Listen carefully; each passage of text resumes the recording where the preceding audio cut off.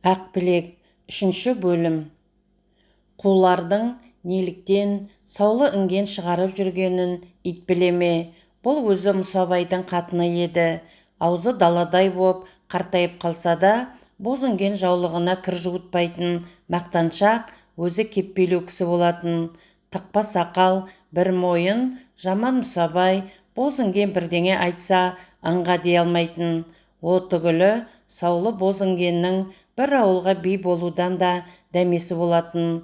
Өзге қатындарға талай мойын салып, айғырлық қылам десе де, бір мағанның тымырсық қызыл қатыны әлденеше жерде аптығын басып, аузын аштырмай жүретін. Әйел шіркін ұрысқанда, қайдағы жайдағыны қазатын әдет емес пе? Қойшы, не болса о болсын, әлгі кедейдің қатыны боз інгенге жөнелді дедік қой. Ол өзі туыс, бір табан жақын, қызыл қатынға неге бармады екен? Жоқ, қызыл қатынға бармай, боз інгенге жөнелуі де қулық еді. Қызыл қатын екеуінің араздығымен пайдаланып, боз інгенді тағы бір сауып алмақ еді. Бұрында талай сауған ғой. Жаман иттің атын бөрібасар қояды демекші, боз інген әлгі бір шатасының атын Әнуарбек қойған еді. Қызыл қатын ғой оны шата деп жүрген. Боз інген құлағы түрік кісі ғой. Түріктің Әнуарбегін естіп, баласын сондай қылмақ қой. Көрші қатын үйге кірген кезде боз інген аузын қайыстай созып, қойшы енді Әнуаржан, ұйықташы қалқам деп, бір қолмен Әнуаржанды қағып, келіншегімсіп, қыпшасын қылмитып, бөксесін бұлтитып, өз денесіне өзі сүйсінгендей қылымсып жатыр еді. Көрші қатын сипаңдап босаға жақта тұрғанын көріп, боз інген маңызданып, қасын бір керіп, «Күмсінай, жай жүрсің бе?» деді. «Жай емес, бір жұмыспен» деп, Күмсінай бір жамбастап сырғып боз інгеннің қасына келді. Боз інген әлде бір қызық өсек айтады екен деп, кимешегін желкесіне қарай бір тартып, жампаңдап құлағын таяй берді. Күмсінай сыбыр етті. Боз інген, қойшы деп, басын көтеріп алып, жалғыз отырма деп мылтық ататын кісіше бұғып, тағы күбірлесті. Сөйткенше болмады, күйеу келді дегеннен жаман, боз інген апыраңдап түрегеліп, жалмажан ауыз үйге барып, Күмсінайға қайталатып, бір аяқ үн салып берді. Беріп жатып, «Өзім де барам» деді. Күмсінай, «Барғанмен көре алмассыз, ұйықтап қалды» деп еді. Ол сөз боз інгеннің құлағына бит жаққандай құрлы көрген жоқ. Қол аяғы жерге тимей, шошалада сүт пісіріп жатқан қара кемпірге барып, көзін ашып жұмып, естіген хабарын айтты. Қара кемпір бір тамсанып, отын көсей берді. Оған жарымаған кісідей, боз інген шудасы желкілдеп, байын іздеді. Байы тысқарыда дәрет сүртіп, бір қолы шалбарының ауында, бір қолы ішінде тұр екен. Боз інген келіп, «Ой, сен естідің бе?» деп жұлқып, шалбардағы қолын суырып алды. Өз үйіне түгел естірген соң, бұл хабарды ішіне сыйғыза алмай, боз інген бошалаған түйеше тайраңдай басып, екі қолын алды-артына құлаштай сермеп, бір құлақтыкіне қарай жөнелді. Ауылды қыдырып жүріп, бір талай жанды құлақтандырған соң, қасына екі қыз бір қатын ертіп, енді боз інген Күмсінайдікіне тартты. Неге десеңіз, боз інген отбасының әйелі емес, бір болыс елдегі әңгімені үйде отырып біліп отыратын, еркектердің партиясына да, даушарына да кірісіп кететін сақ құлақ, еті тірі, көшелі кісі ғой. Елдің игі жақсылары да боз інгеннің үйінен талай дәм татқан. Және біздің боз інген еркектермен дойбы, карта, асық ойнайтын, насыбай ататын, қонаққа өлең айтқызбай жібермейтін, қызып кетсе өзі де айтып салатын, бозбала келсе екі езуі жиылмайтын серік кісі ғой. Тек боз інгеннің қара бойында титтей ғана міні бар еді. Өз басының киім кешегі болмаса, өзге шаруаға әнтек қыры жоқ еді. Таза көрпелері салтақ-салтақ боп, төсек орны жуыры да жиылмай, қоқып ыбырсып жатар еді. Қызыл қатыны түскір боз інгенді көк инені тіне түртпейді деп өсектеуші еді. Боз інгеннің өзіне тартқан бір керім сал қызы бар еді. Әлгі Айтжан ғой, сол Айтжанын мақтап, домбыра тартқызып, ән салғызып, боз баламен әзілдессе, өзінің де жаны кіріп отырушы еді. Қалжыңға боғауызсымақ сөз араласып бара жатса, Бозінген өзі кимелеп Айтжанға жол бермеуші еді. Сол Айтжанын құтты жеріне қондырып, жалғыз өзі ішіп пысып, ұрынарға қара таба алмай жүргенде, мына хабар Бозінгенге Құдайдың үйге айдап әкеп берген дәулетіндей көрінді. Құдай-ау, мына тұрған біздікіне келместен, есінен айырылған сорлы күм Сынайдікіне не алғалы қонып жүр екен, деп саңқылдап күледі. Ол әшейін сөз ғой. Бозінгеннің есіл дерті, орыстар қызыққан қыз қандай екен, Айтжаннан несі артық екен, киімі қандай екен, орыстың талқысына түскен соң қандай боп қалды екен, соны білу ғой. Орыстар өз ауылына да келген, қыз-қатындар тау-тасқа тығылған, өзі де 3 солдаттың қолына түсіп қап бұйырғанын көрген. Кіші үйдің қызы содан бері жіңішке ауруға шалдығып, отбасында сұлап жататын болған. Сонда да қатын шіркіннің таңсық қойлыға басылған ба? Бозінгендер күм Сынайдікіне кірсе, бұрышта домаланып біреу жатыр. Дейуана далада болса керек. Сары ит қораның сыртында қыңқылдап қояды. Бозінген шырағданды бір қызға ұстатып, Ақбілектің қасына келіп, шапанын ашып қарады. Ақбілек аузы әнтек ашылып, сілекейі ағып, қорылдап ұйықтап жатыр еді. Байғұс-ай, деді. Күмсінай арт жағынан келіп, не қыласыз, ұйықтасын, деді. Бозінген шапанның өңірін қайырып, әдібін көрді. Көйлегінің сүйегін байқады. Жеңсіз камзолының жиегін, қалтасының қақпағын, кебіс мәсісін бәрін шұқылап көріп болған соң, маңдайына шашырай салбырап тұрған шашын ақырын сырғытып, өзі де қыз десе қыз екен деп қорытынды шығарды. Шапаны биқасап, әдібі батсайы, жеңсізі дүрия, көйлегі бәтес екенін айтысып, біреуі Айтжанның көйлегі тәрізді екен деп, енді біреуі Айтжандікі бұдан гөрі қаттылау деп тұрғанда, Бозінген Ақбілекті былай қойып, көйлек жайынан қыздарымен айтысып кетті. Оның айтуынша, қыздар дым білмейтін боп шықты. Айтжандікі 5 есе артық боп кетті. Айтжан қарағы ұзатылмағанда, орыстар қырылып қалатын екен. Масқаралықтан Құдай бір сақтапты. Өйткені аманында бергенін өзі қалапты. Екіқабат боп қалғаны есінде жоқ. Қатындар, қыздар біраз дауласып, қарқындары басылған соң үйді үйіне тарады. Бозінген үйіне келгенде, Мұсабай бірталай ой ойлап, уысына еш нәрсе түсіре алмай, дал боп қисайып жатыр еді.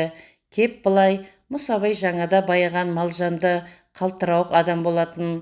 Бұрын қаланың жатағы ғой, қатыны да жатақтың қызы ғой. Үйіндегі бас көтерер адам, қатыны, соның арқасымен кісі болып жүретін. Ана жылы жоғалған 1-2 биесі Мамырбай төңірегінен шығып, соған қолы жете алмай жүрген. Өйткені Мамырбайға да ел керек қой. Төңірегінің ұрлық қарлығына ара түспесе, адамдағы қайсы.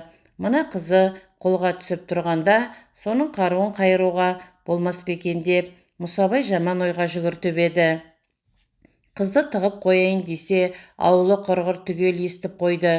Өзге айтпағанмен, бір маған барып жеткізеді ғой. Бір мағанмен оның малайын азғырып алғаны туралы жаздай араз болып, қатындарының шайырғал екені есінде. Қызды біреуге беріп жіберуге кім даяр тұр? Ол тағы білінбей қалмайды. Ақбілекке сұрау салып жүргені мәлім. Әлдебір епті жігітке масқаралатса қайтер еді. Бірақ онымен де не кегі бітеді. Мамырбайды шығындатқандай бірдеңе табу керек қой. Қалай шығындату керек? Міне, бұл мәселенің қиыны болды. Қатыны келіп, қыздың сұлулығын мақтағанда өзінің жаман делебесі де қозды. Бірақ Бозінгеннен асар қауқар қайда? Қайтейін, сұлу болса, деп кейді. Қайт дедім саған, деп қатыны да тежеп тастады. Сонымен Мұсабай күшеніп, дөңбекшіп жатып қалды. Әрі жат деп қатыны да шынтағымен бір түртіп, теріс қарап, өткен дәуренін еске алып, есінеп, осы жаманға қайдан тидім деп тағы да өкінді. Түнде шайға оятқанда Ақбілек тұрмай жатып қалған. Таңертең Ақбілек көзін ашса, үй толған кісі. Оң жағына қараса, немере ағасы Әмір отыр. Қарағым-ай, деп Әмір кемсеңдеп құшағын жайды. Ағажан-ай, дегеннен басқа аузына сөз түспей, ағасының бас салып, солқылдап ағыл-тегіл жылады. ауылынан келген екі жігіт бірінен соң бірі көрісіп, кеңкілдеп, Күмсінайдың жаман үйін басына көтерді.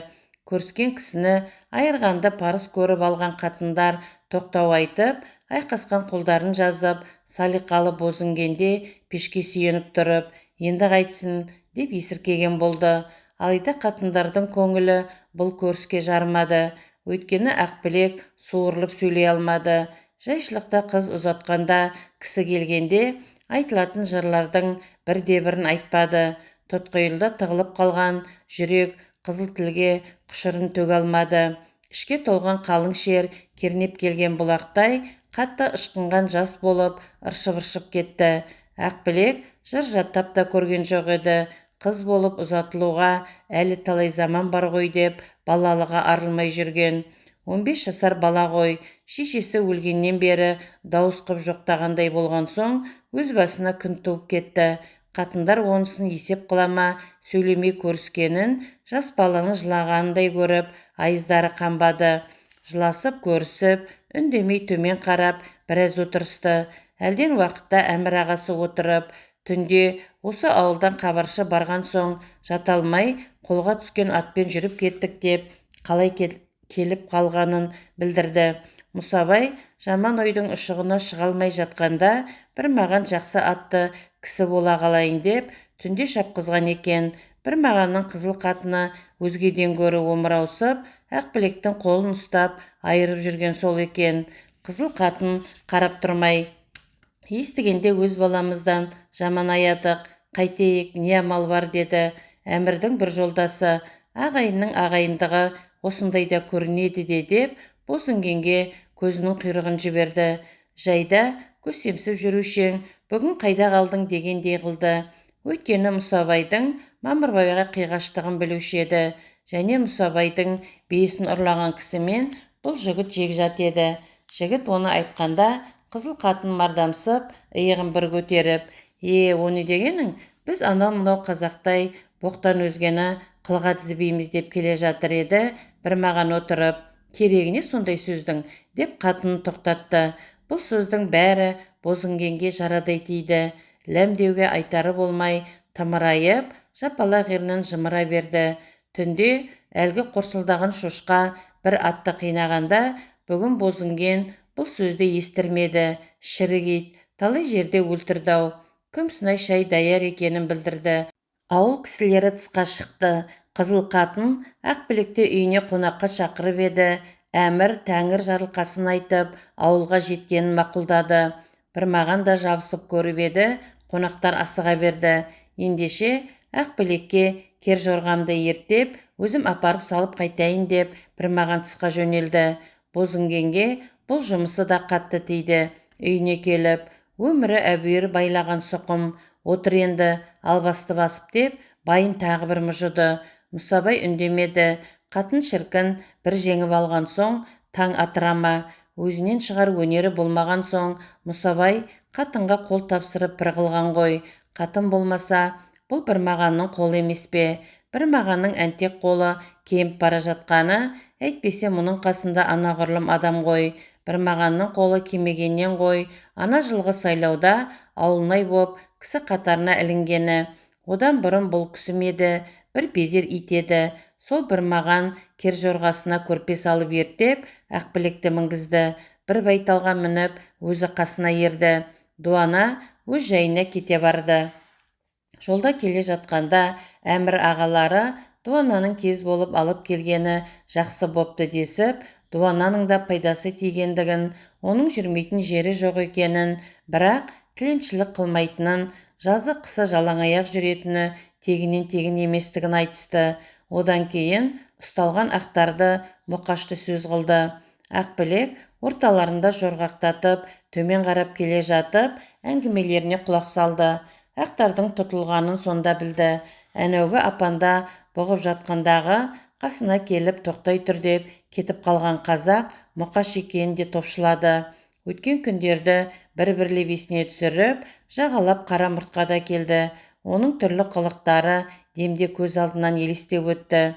Енді мынау ағаларының ортасында ауылына келе жатқанына таң қалды.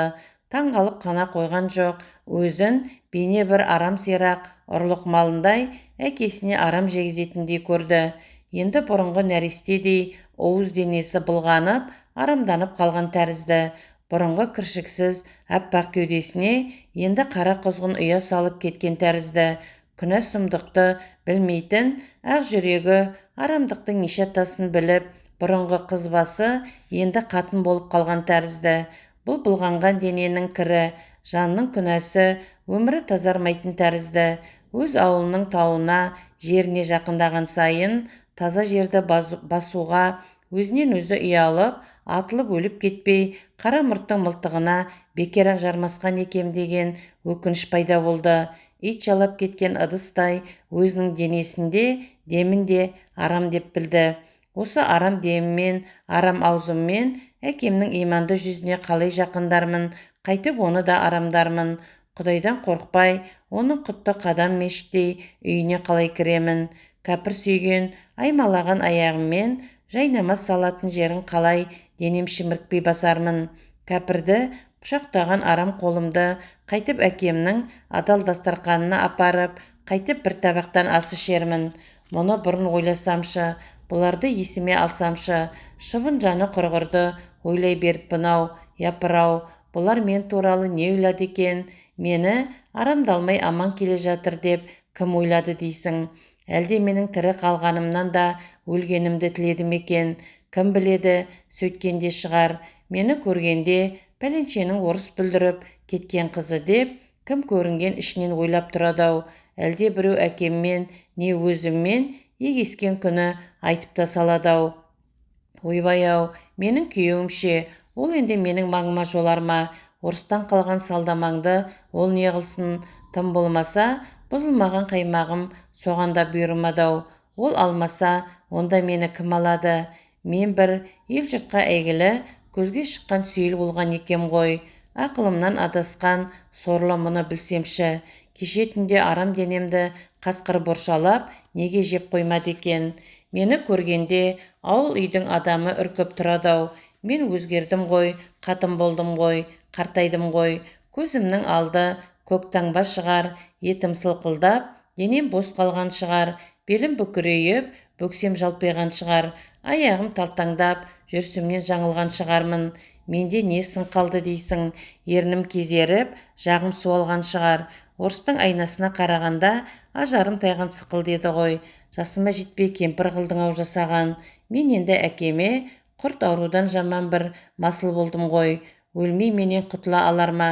Ей тәңірім-ау, осы келе жатқанда бір қазаға ұшырап кетсемші, астымдағы ат омақасып, астында тіл қатпай қалсамшы, немесе жер ойылып жұтып қойсайшы, болмаса үстімізден қара бұлт төніп, нажағай соқсайшы, әйтпесе албасты басып тұншықтырсайшы, әнеугінгі қаңғып келген орыс енді келіп алып кетсейші, ең болмаса есімді біліп тірі барғанша әкемнің алдына апарғанда кірпігім қимылдап жатсамшы. Ақбілек аспанға қарады. Аспанды мезгілсіз бұлт құрсар емес. Жерге қарады. Жер баяғы жер қозғалар емес. Сүрінер мекен деп өкшесін тебінді. Кер жорға сүрінер емес. Өзге аттарды сау желдіріп, тепсеңде теңселіп келеді. Ақбілек қасындағы ағаларына қарады. Ағалары Ақбілекке қарар емес. Көздері алдында сипай қамшылап, ауылға қашан жетеміз дегендей тебінгілері сартылдап келеді. Ақбілек алдына қарады. Қараса ауылға кеп қалыпты. Ауылын көргенде жылағысы кеп кетті. Әнекей, бұлардың қарасын көргеннен қатындар Ақбілектің үйіне қарай шұбырды. Әнекей, өз үйінің иттері де ұлыды. Әнекей, бұзаулар да Ақбілекке көрсетін кісіше бері қарап мөңіреді. Міне, кей дауыс қылған қатындардың ащы айғайы құлағына келді. Жер дүние күңіреніп, дауыс қып тұрғандай болды. Жан жарасы сол дауыспен жеңілетіндей көп дауысқа қосылып, Ақбілек те егілді. Екі көзі жасқа толып, жарық күн шымылдық құрғандай бұлдырап, тұман боп кетті. Сол тұманның ішінде басы ағарған адамдар қолтығынан ұстап, сүйемелеп, әлдебір жерге әкеліп, үп-үлкен бір адамның үстіне жалп еткізді. Ақбілек жылай берді, жылай берді. Сорлы Ақбілек, сен жыламай кім жыласын? Тас емшегін жібіткен, тар құрсағын кеңіткен аруанадай анаңнан айырылдың. Келешектегі бақытты өміріңнің кілтіндей көріп, сарымайдай сақтаған алтын қазыныңнан айырылдың. Ар ұятың төгілді, адамшылығың жойылды. Жас нау етек жүрегің соқпай жатып өрт болды. Жаңа шыққан жауқазын піспей жатып жоқ болды. Шамшырақтай жас жаның жанбай жатып шоқ болды. Есіл ерке балалық аяққа құйған астайын шолтаң етті тоқталды.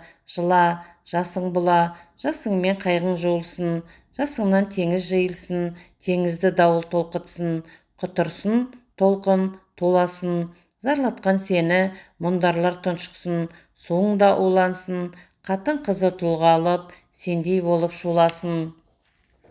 Бесатардың оғы шыққан жерін алақандай ғып үңірейтіп жұлып әкетеді. Емдеуі келіспей асқынып кетсе, ол оқ деген адам жуырда мал болмайды. Сол бесатардың оғы Бекболаттың иығын ала қарыннан тиіп, сырт жағын үңірейтіп кетіп еді.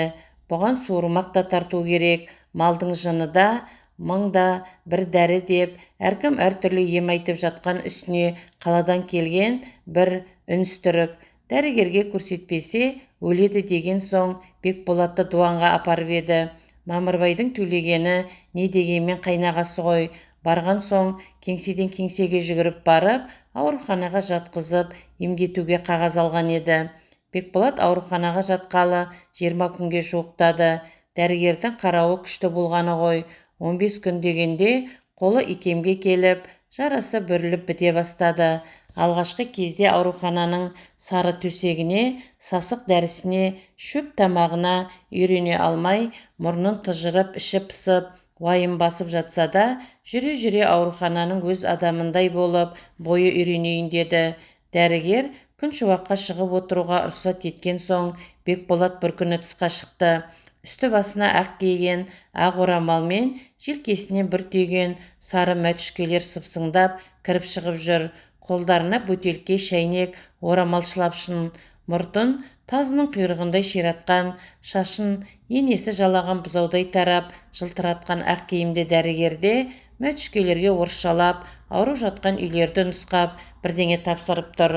Аурухананың қабырғалары да, төбесі де, табаны да сүргі тартқандай теп-тегіс, маса тайғандай таптаза. Мыналарды көргенде өзі жазылған соң Бекболат ауру қалай жазылмасын деп ойлады. Аяғында көттік пен өкшеден ырай жоқ, сылпылдаған башмақ, үстінде березе жағалы ұзын сары шапан, басында ақ орамал. Бекболат судан шыққанша болбырайып, сенекпен ептеп аяңдап, алақтап дәрігердің қасынан өтті. Дәрігер неге кетіп барасың дегендей Бекболаттың бетіне ажырая қарап, рұқсат бергені есіне түскен соң, жүре бер дегендей кірпігін бір қақты. Бұрын ауыз сенекте олай-бұлай жүріп, буынын бекіткен ғой, бойы тыңайған тәрізді. Бекболат сыртқы есікті ашып, тысқа шықты.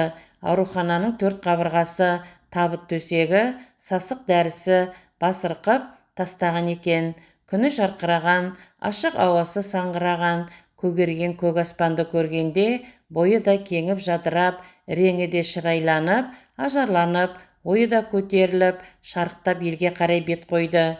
Еліне тезірек қайтқысы келді. Жар дегенде есіне Ақбілек түсті.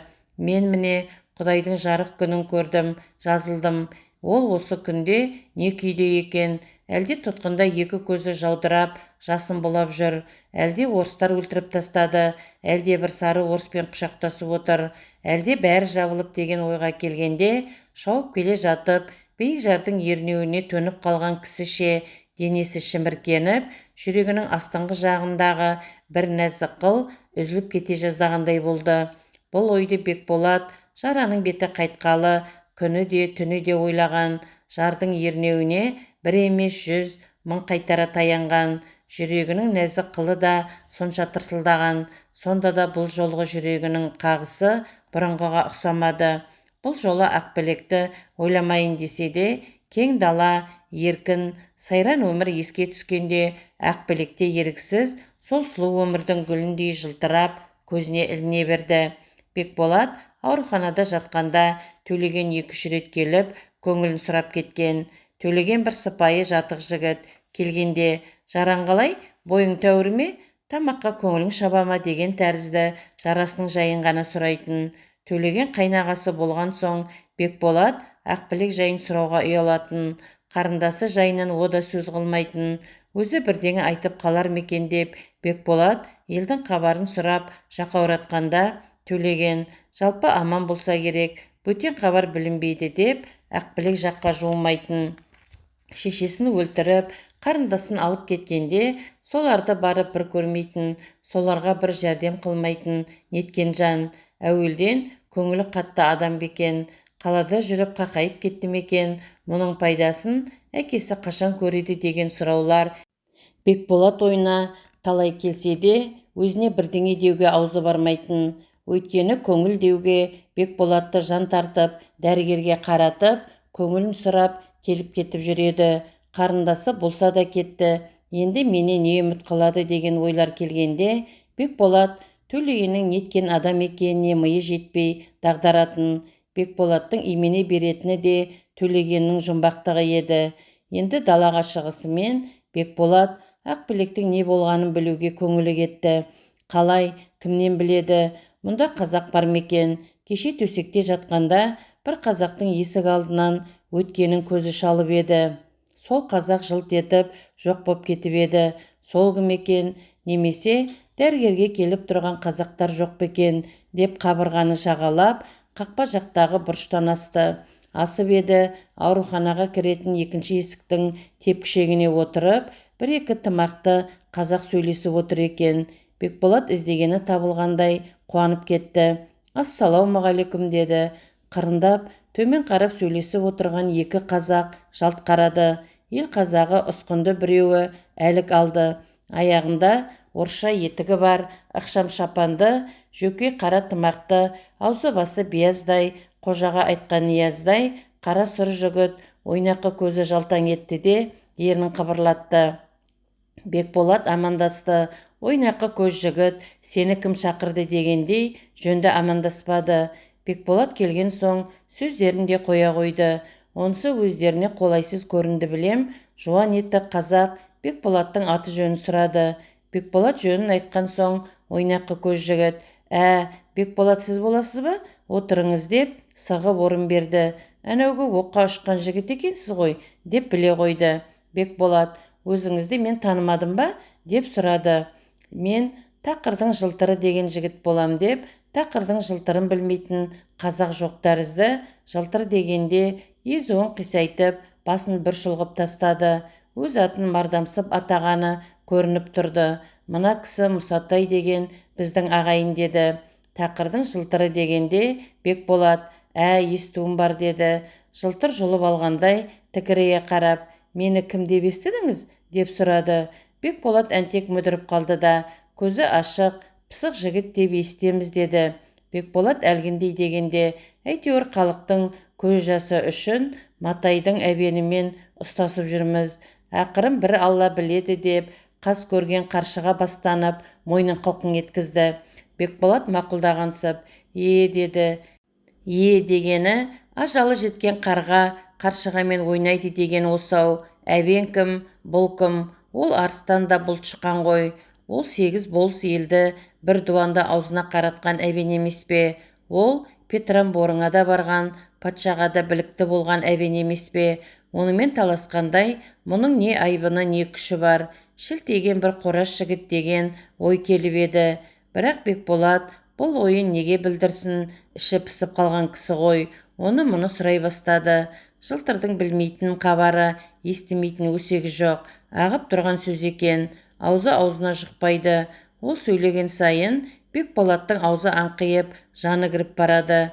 Ол елдің партиясын сайлауын, кімнің пара алғанын, кімнің бергенін, кім қызын сайлаушыға шырға қылғанын, кімнің үйі, малы таланғанын, кімнің қатыны қызы кеткенін, кім мен кімнің керіскенін, төбелескенін, қызыл мен ақтың соғысқанын, кімнің басы сотты болып, кімнің үстінен арыз беріліп, газетке басылғанын, кім абақтыға түскенін, кім шығарып алғанын, кім кепіл іздеп жүргенін бәрін саулатты.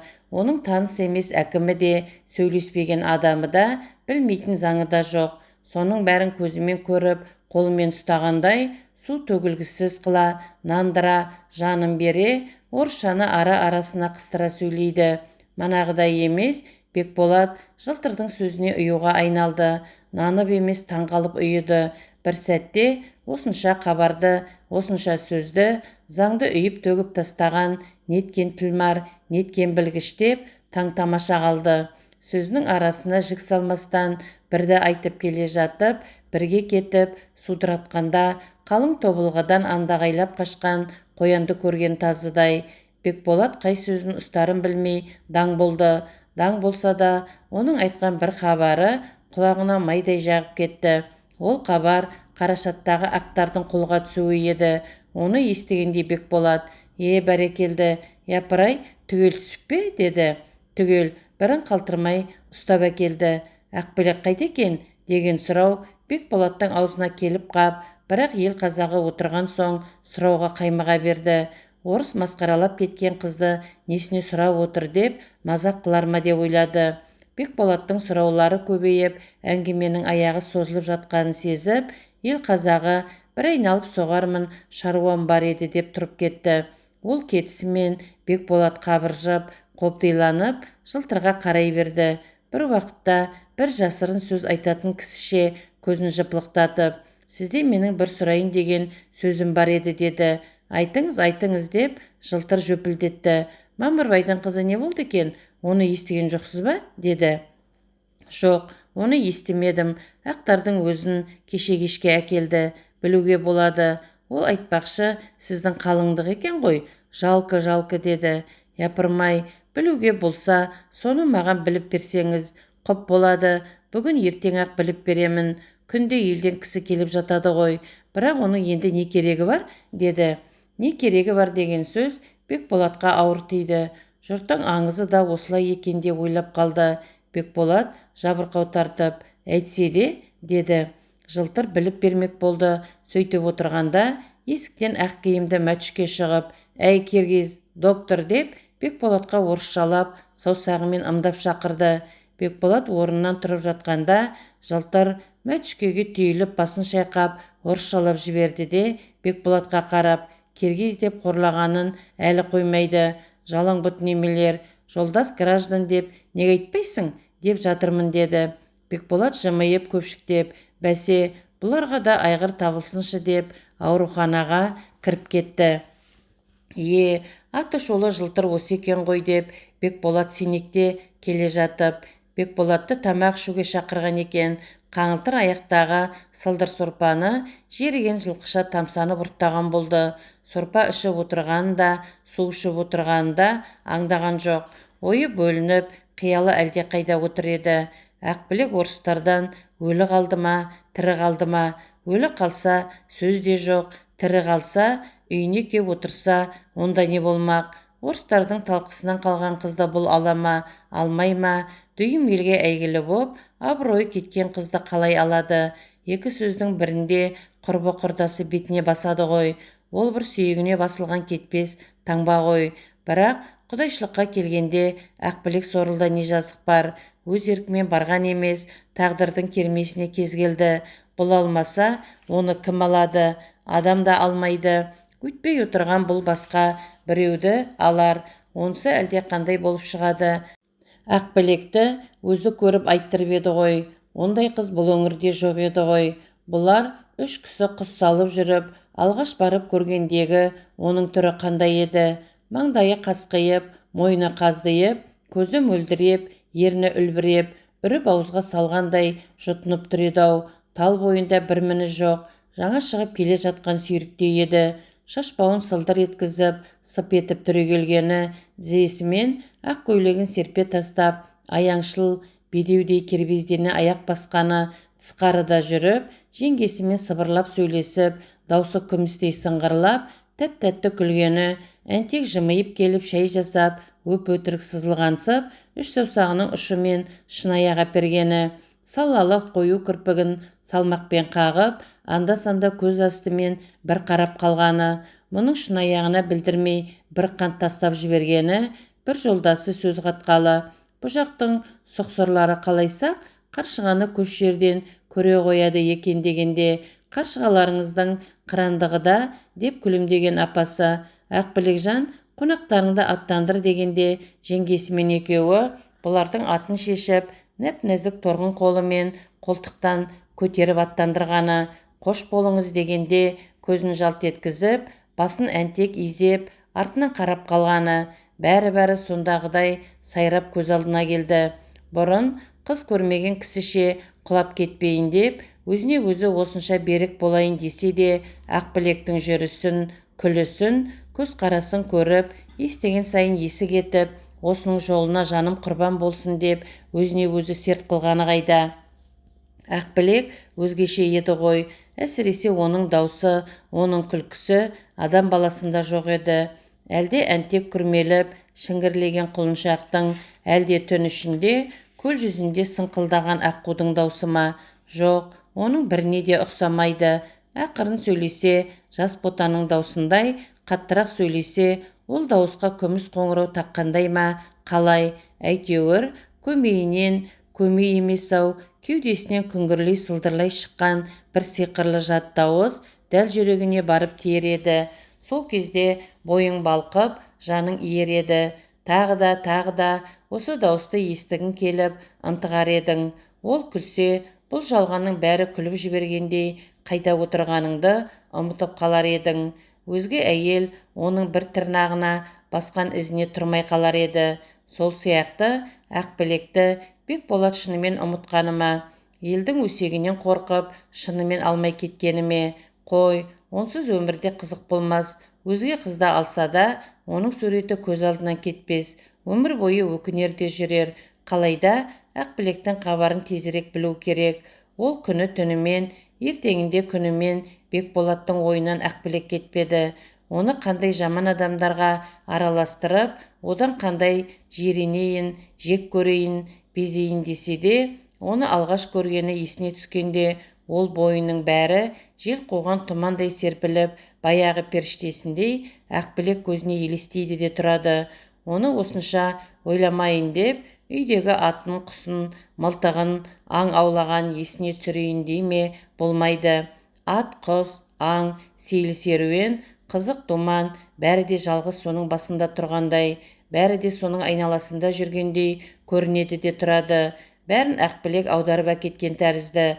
Қалай екенін өзі де түсінбейді. Бекболат бір кіреді, бір шығады, тағат ете алмайды. Жылтырға әлденеше жолықты, хабар жоқ. Бірер қабат сұрады, сұрай беруге ұялады. Дүниенің тетігі жылтырдың қолында тұрғандай. Жылтырға жолыққысы келе береді. Бірақ жылтыр көрінген қазақпен бір сөйлесіп босанбайды. Жылтырға жаңадан біреу келіп сөйлескен сайын, мынау Ақбілектен бір хабар әкелген екен деп дәмеленеді. Ол үміті болмайды. Бекболат есік алдында тепкішектің қадасына сүйеніп тұр еді. Қорадағы дөңбектер үстінде бір қазақпен аузы жабысып жылтыр отыр еді. Бір мезгілде ана қазақты жөнелтіп, жылтыр шапаны делегеленіп, басын сермеп тастап, қатты басып, Бекболатқа келді. Келе, вот жулик, вот мошенник деп орысшалап шұлғып қойды. Ой, не қыпты? Шорты знает. Әкеле жатқан поштаны талатып, поштабай өзі қашып кетті деп пәлесап отырғаны. Бекболат мәнсін сұраған жоқ. Жылтыр түсіндіріп айтты. Матайдың әбені болыспен өш болады ғой.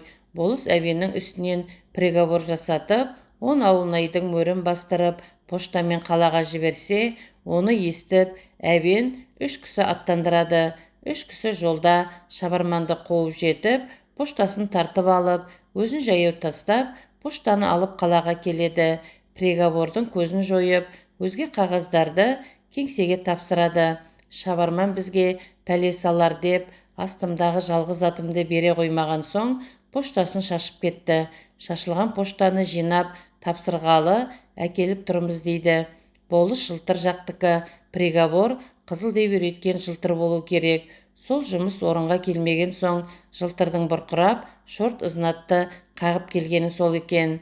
Бәрібір ішіне су құйылған, материалы губерниеге әлдеқашан жіберілген. Бүгін болмаса, ертең жаптырам.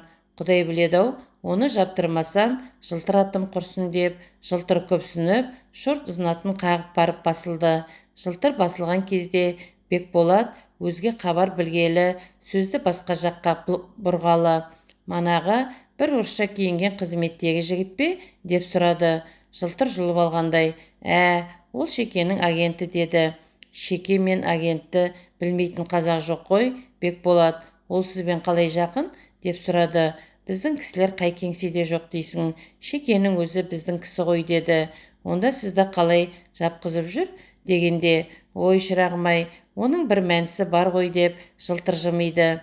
Мені жауып отыра алмайды, мен ертең-ақ шығамын, кәне менің абақтыда отырғаным, есебін таптық та бәлниске келдік деп қолды бір сермеп қойды. Бекболат тағы бір-екі сөз аралатып қыздан хабар сұрады. Жылтыр, жоқ әлі жоқ, қыз демекші, өй, қыз гәпірді қойсайшы деді. Бекболат, қыздың несі бар? Шорт знат, әлгі агент бір қызық әңгіме айтып кетті. Не әңгіме дегенде жылтырымнан айтты. Осында Мадиши деген бір мұғалім қыз болатын, сен білмейтін шығарсың, өзі шала қазақ. Баяғыда бір шадыр сарноғай болды ғой, лапке ұстайтын, соның қатыны қазақ болатын. 3 қызы барды, Қадиша, Мадише, Зағипа деген. Шетінен желаяқ. Мадишесі жап-жас қыз еді. Алдыңғы жылы Семейге барып оқып, мұғалім боп келген. Сол Мадише бір отряд командирмен жүреді екен. Соның арғымағына мініп, катация қыла беруші еді. Түнде бақшада бірдеңе серең-серең етеді депті. Бақша күзететін шал бұл не деп жетіп барса, екеуі екі жаққа қаша жөнеледі. Бірдеңе ағараң етеді, қараса шолақ дамбал. Шал дамбалды Шекеге тапсырады. Шеке Мәдишені шақырып алып, мынаны танисың ба десе, біресе дамбалына ұмтылып, біресе жылайды дейді. Ой, масқаралық-ай, әлгінде соны айтып күлгеніміз ғой. Бұл қыз кәпірге дауа жоқ, қазақ пен ноғай жетпейді ме-екен деді. Қызды бұлайша сөккеніне Бекболат көңіліне ауырлап, Ақбілекті арашалағалы. Өз еркімен де сөйтеді екен-ау деді. Бұл қаланың қыздарына қалтаң болса болғаны деп, жылтыр басынан кешкен бір оқиғаны сөйледі. Бекболат тыңдап отырып, қала бір бұзылған жер ғой дей берді. Онысы Ақбілекке кір жуытқысы келмегені ғой. Соны айтысып отырғанда кішкене қақпаны ашып бір қазақ кірді. Жаңбырбай, мал жанаман ба деп жылтыр ұшып түрегеліп шұрқырай кетті. Елдің амандығын сұрап болған соң жылтыр Жаңбырбайды ертіп манағы дөңбек үстіне барды. Сөйлесті. Бекболаттың екі көзі соларда. Бір мезетте жылтырдың көзі Бекболатқа түсіп кетті де, Жаңбырбайды түртіп қап бірдеңе сұрағандай болды. Жаңбырбай жауап беріп еді, жылтыр ежіктеп тағы сұрады. Сөйтті де Бекболатқа жайраңдап қолын бұлғады. Шүйінші деді. Бекболат жымиып, ал дей берді. Қыз аман есен үйіне келіпті деді. Япырмай шымба дей берді. Өтірік айтамыз ба деген соң, япырмай дегеннен басқа сөз айта алмады. Бекболаттың қуанғаны сонша Ақбілекті орыс алып кеткенін де масқара болғанын да ұмытып кетті. Ақбілек дәл бір боранда адасып кетіп, не жауында орманда қалып, жоғалып табылғандай көрінді. Қуанған сайын Ақбілек таза Ақбілек періштесіндей болды. Жаным, сәулем, көзі мөлдіреп қай жерде отыр екен, құрмалдығы болайын дегендей Ақбілекке мүлде құлап кетті. Әкесі базардан келген балаша қуанып, Бекболат тайраңдап ауруханаға кірді. Ойы дәрігерден қашан босатуын сұрамақ еді. Ертеңіне жолыққанда жылтыр тағы да Матайдың әуенін жамандап келіп, мен тағы бір арыз бергелі отырмын, сенің атыңнан берсек қалай болар еді дегені. Бекболат шошып кетті. Бұрын мұндай хат қаламға араласпаған, мылтық ату, құс салу, бозбалалық құрумен әуестеніп кеткен серлеу жігіт қой. Жаным, менің ретім келмес, мұндай жұмысқа мен өзім жоқ едім деп абдырап қалды. Сен өзің бір жасық жігіт екенсің ғой, одан қорқатын түк жоқ. Барлық фактісі міне менің қойнымда отыр деп, омырау қалтасынан көп қағаздың арасынан бір қағазды суырып алды да, міне мына қағаз, оның әкесін танытады. Танытатын жерге әлдеқашан жіберілген. Мынау Шарнабай деп сөйтті де, ісі-місі жоқ қағасын судыратып оқи бастады. Бекболат амалсыз тыңдады. Кім біледі, кейін бір керегі боп қалар, бізде тыңдайық. Семей губ правкомына копия, қазақ тілі басқармасына. Н үйезі Сартау болысының қазағы Жамандай Тайқотұлынан мағлұмнама. Бірінші, Сартау елінің барлық қанын сорған, байлығын жиып алған Матай балалары. Себебі 1887 жылы Сартау еліне болсынай управитель болған. Сонау үшбу уақытқа шақты еліне әмірінің жүруі бөлек, автономиялы халны ел сықылды. Халыққа қарай тұғын, алым шығын, ызбор хам, қара шығын, Поштаубай ат хам, лау ат, ауылнай старшын сайлану, хам елубасы сайлану, баршасы жалғыз Матай балаларының ықтиярында болған. Осындай өз қолымен сайлап қойған ауылнай старшындер хам нарядный судьялардың мақырлары әбен Матайұлының қолында болады да, өзі керек қылған кезінде баса береді. Рас па? Біз қайдан білейік? Тыңда ендеше. Екінші, және де елде ұрыларды көбейтіп, әбен Матай ұғылы олардан жақсы аттар алатын. Сол алған аттардан осы уақытта қолында бар бір шек кер ат, ұры Ахмет Сағынай ұғылынан, Япас Қарагер ат ұры Босаға Салықбай ұғылынан және де көк ат алған. Мен білмеймін. Үшінші, және де біреуінің қатынын бұзып, босатып, басқа біреуге малға сататын. Сол ғадатын осы уақытта да істеп жүр. Бесен Әбіш ұғылының қатынын бұзып, Құлық Бұржықбай ұғылына сатып отыр. Және де көп кісілері Илан Хар ауылнайға барып, қонақ болып, ол барған үйінің малы аса семіз болмаса, оған өзі үкім қылады, пәлен атын, яки пәлен түйесін айыпқа әкеп бересің деп. Осы істен қорққаннан нашар ауылдар өздері шақырып семіз малын сойып беретін. Бұл да өтірік пе? Ел аралайтын рас қой. Және де әбен Матай ұғылының малайлары 6 жылқышы, 4-еуі күнге, 2-еуі күндізге, 3 қойшы, 1-і түнге, 2-еуі күндізге, 1 түйеші, 1 сиыршы, 2 үйіне 4 беші, 2 тезекші, және 2 үйінде малдарын сауатын 6 қатын бар.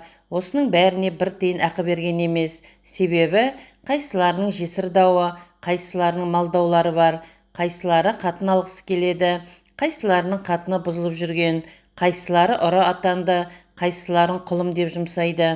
Осындай себеп илан қызмет істетіп келеді. 52 жыл болды. Мүсәпір Жайтан ұғылы құл есебінде болып, жылқысын бағып жүр. Оның балалары құл болып қойын бағып жүр. Бұған не дейсің? Бұларды бекер деуге бола ма? Бай болған соң малай алмай тұра ма? Және де 1914 жылы Көпкөл деген завод болған. О заводтың тас көмір тартатын, бөдіретін әбен Матай ұғылы алып, бұтына 11 тиыннан, хам барша крекештерге бұтына 9 тиыннан қисап берген. 1 миллион пұт тас көмір тасылған. Сонда барша крекештерден 20 мың сом пайда қылған. Ол уақытта орта қисап, илан орта жылқы 20 сомнан болушы еді. Сонда барша крекештерден 1000 жылқы пайда қылған болар. Сол заводтың управляющийіне 2 яқшы ат беріп, тамыр болып, 1 яқшы мылтығын алды. 3 ауызда алыстан тие тұғын. Ол бәдірет бітіп, управляющий қайтар уақытта тамыр болып берген 2 атты өзі ұғырлатып алды. Осындай досына опасыздығы бар. Осыларды да естімедің бе?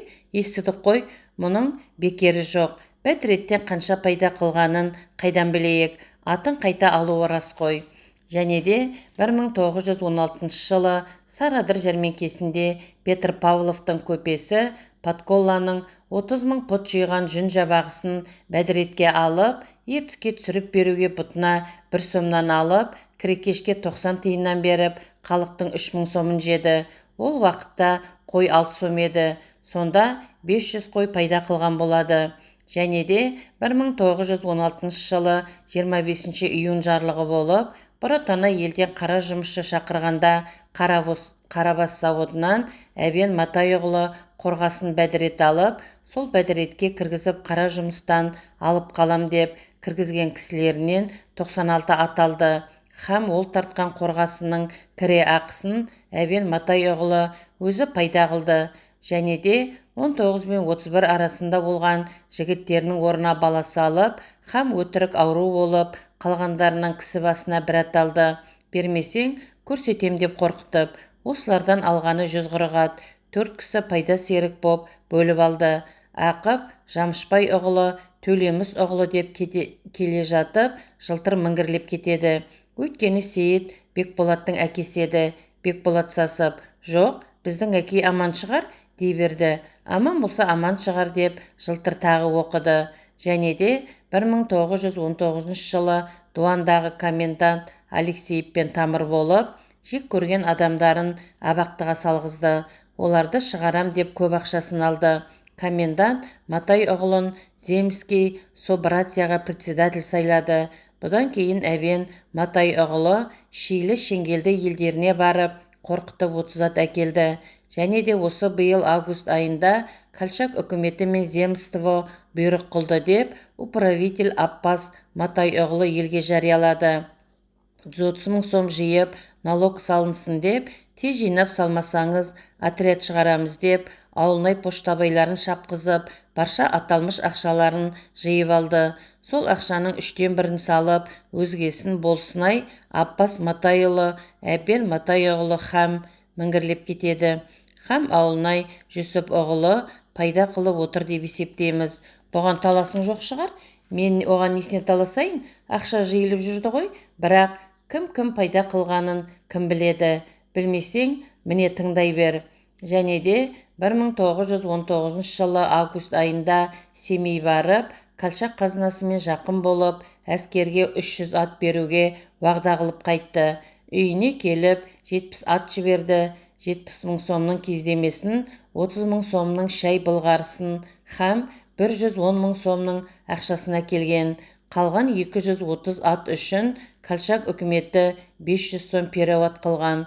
Бұдан соң қазынаға ат жиямыз деп, елдің жақсы аттарын әбен Матай ұғылының малына қоса берген. Неше мәртебе аттарын жібер деп телеграмма келсе де, жібермей ақыры сол 230 ат Матай ұғылының қолында хам ұғылы пайдаланып кетті. О жолы біздің әкей тәлімнен құр қалған шығар, араздығының басы осы ғой. Оған мен таласпаймын, әйтеуір бірге жүрген кісі ғой. Оны нетуге болмас па? Жоқ, оны артынан сөйлесерміз. Және де Колчак үкіметі жығылып, ақтар қашқанда, әбен Матай ұғылының атағына келген бір полковник, бір начальник, қанша жолдастары илан, баршасын алғаш келген қызылдар ұстап алды. Бұдан бұрын Степанский полкының арты Сартау сыртындағы Жаманқала поселкасынан жүргелі тұрғанда Матай ұғылы, Ақпан ұғылы, Ермекбай ұғылы, Темірбай ұғылы, хам ұғылы басқа болыстан қанша жолдастары бар ақтардың 60 ғаскерін ұстап алған. Бір пулемет, қанша атарба, қанша киім, қанша ақша, баршаларын олжа қылған. Ұстап отырған үстіне қызылдар келіп, алған нәрселерді тап деп, және өзіне тән жылқыңнан бізге 200 ат даярла деп бұйрық салған. Сонан кейін Матай ұғылы пілендерінің нәрсесін жиылған ел таратып алып кетіпті. Кім алғанын білмеймін. Бір кісі қосып берейік, өздерін кісі жібер, солар жейсін деп сұранған.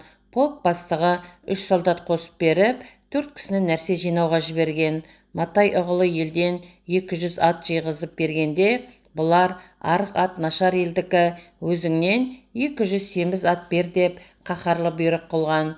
Елден тағы да ат жинап жүргенде полктың жүретұғын уақыты болып, алдыңғы 200 арық атпен жүріп кеткен. Сол аттар баршасы кетті.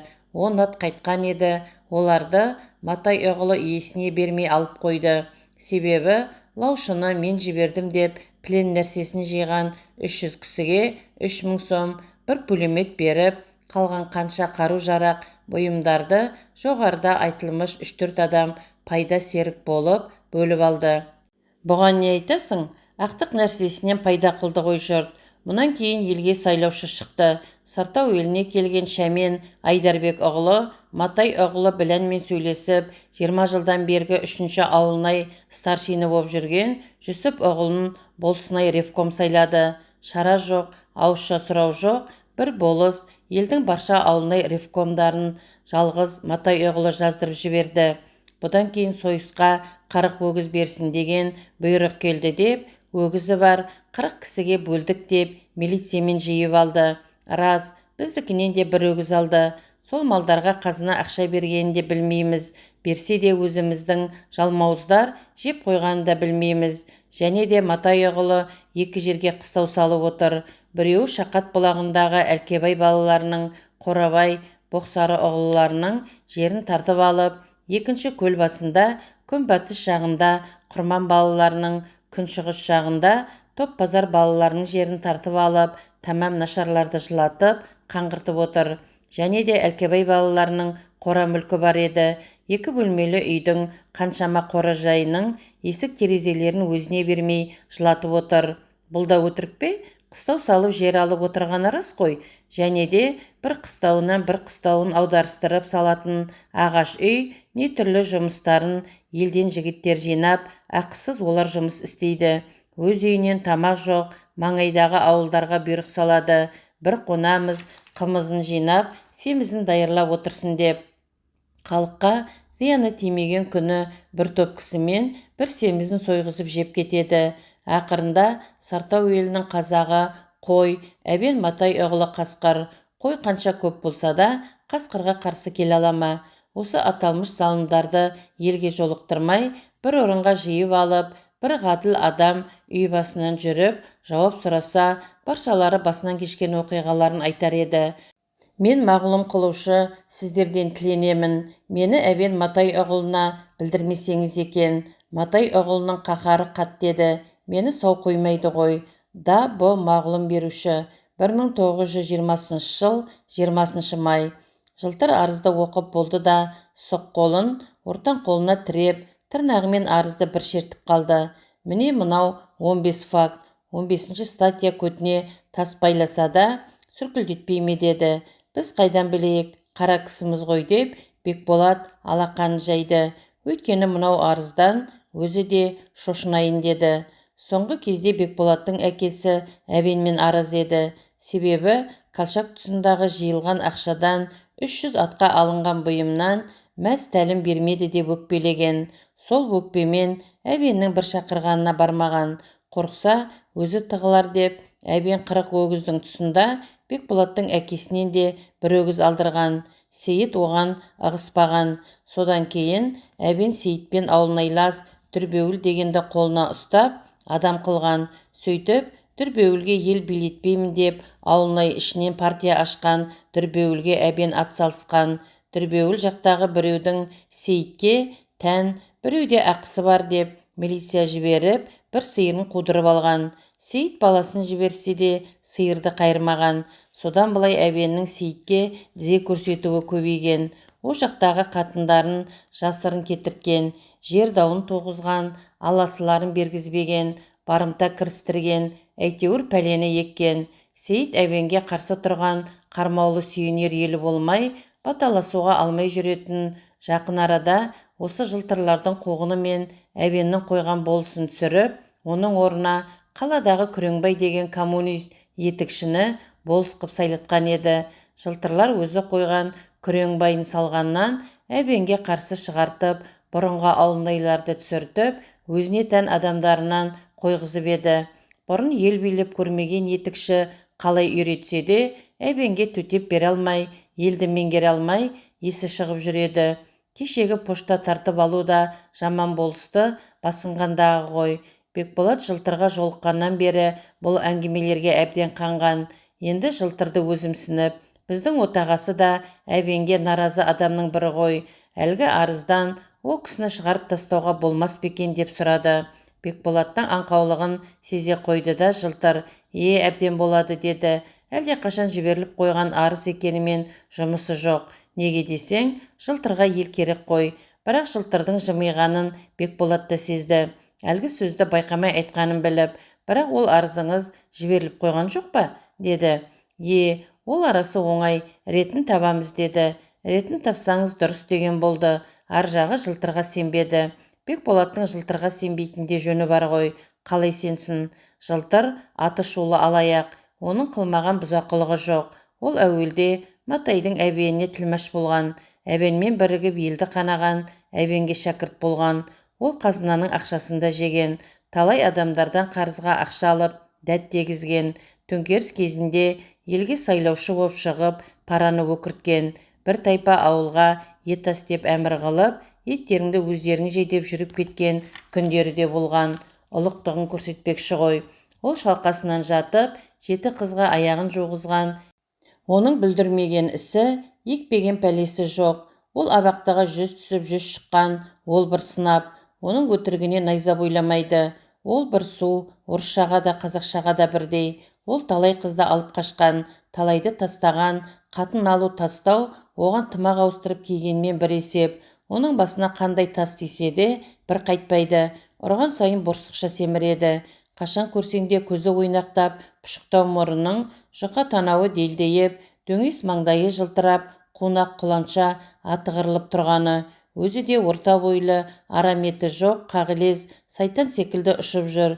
Жүріс-тұрысына, бет құбылысына, қол сермесіне көз ілеспейді. 1 минутта 100 құбылады. Бекболат бұрын жылтырды алаяқ деп естейтін, бірақ өзін көрген емес еді. Енді жылтырмен таныс болған соң, мұндай да адам болады екен-ау, бұларға өлім жоқ-ау деп таңғалып жүрді. Әйтсе де, бұл кәпір әлде қай жерде аунатып кетеді дегендей қауіпсінді. Бет-аузы да, өзі де, сөзі де жып-жылмағай, қолға ілінерлік, табан тірерлік түк кедергісі жоқ. Жылтыр мұздың үстінде тұрған кісідей болды.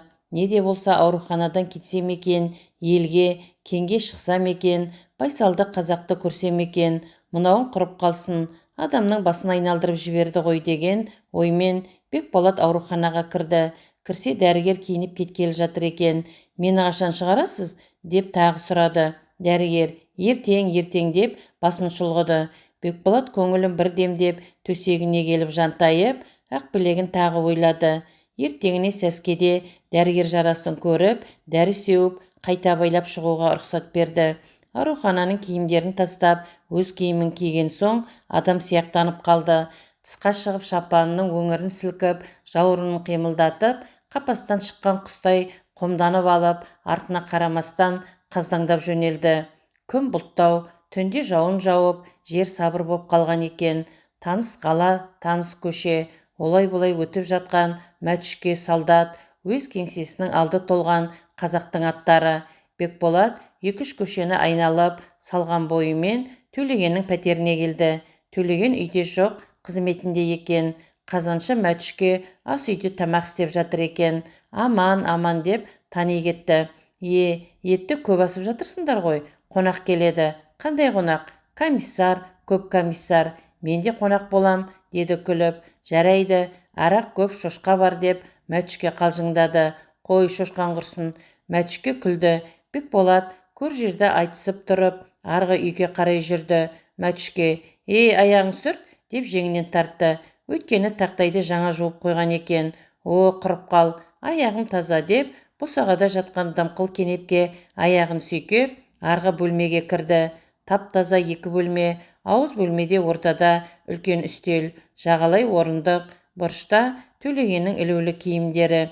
2 шалбар, бірі қара шұға, бірі көк диагонал күзен ішік, брезент сулық, шолақ кемзал, сырма шалбар. Соңғы екеуі Төлеген киюге лайық емес. Мұны қайтеді екен деп ойлады.